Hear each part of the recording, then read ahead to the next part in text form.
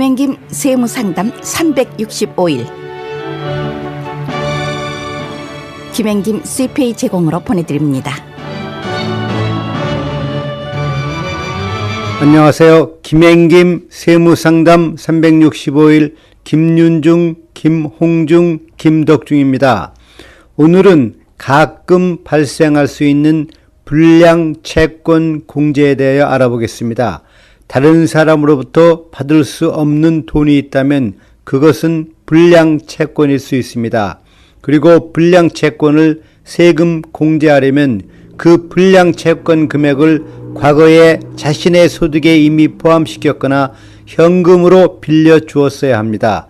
현금 회계 처리 납세자인 경우 받을 것을 기대했으나 받지 못한 돈, 예를 들어 서비스의 대가로 받을 돈이나 임대료가 있더라도 그 금액이 이전 세금 보고서 소득에 포함되지 않았다면 불량 채권으로 공제를 할 수 없습니다.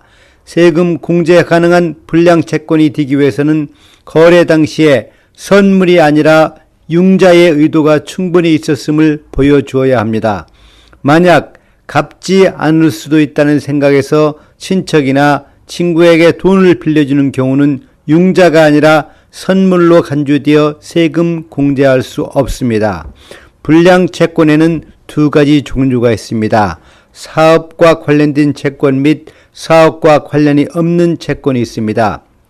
일반적으로 사업 관련 불량 채권은 트레이드 혹은 비즈니스에서 기인하는 이전의 세금 보고 시 소득으로 포함된 것으로 고객 및 공급자에 대한 융자, 고객에 대한 외상 판매, 사업 융자 보장 등이 사업 관련 불량 채권의 예입니다.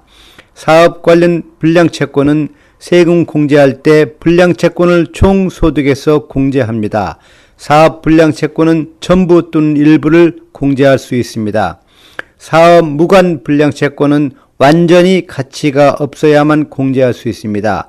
가치 일부가 없어진 사업과 관련이 없는 불량 채권은 공제할 수 없습니다.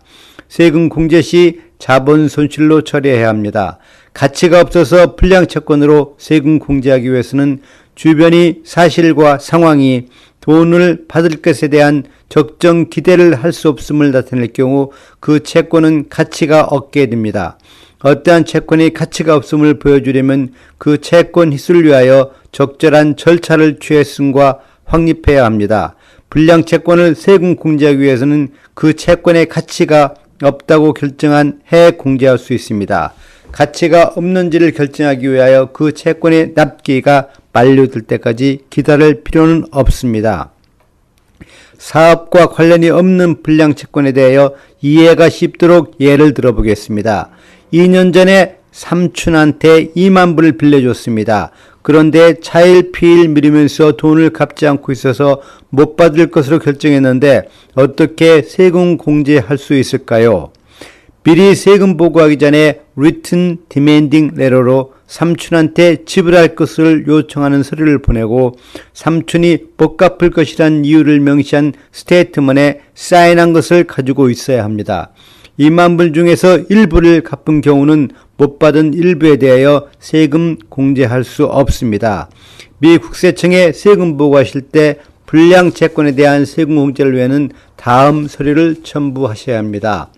채권 금액과 만기를 대한 내용, 채무자의 이름, 그리고 관계, 받으려고 노력한 내용 전부 못 받을 거라고 결정한 설명 등입니다.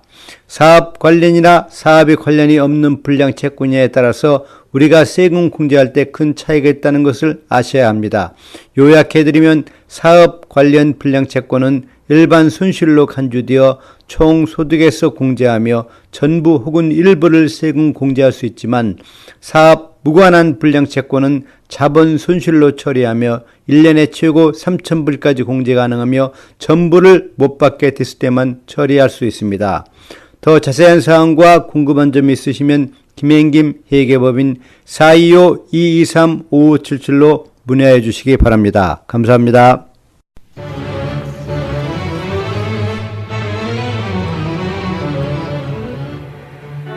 김행김 세무상담 365일 김행김 CPA 제공으로 보내드렸습니다.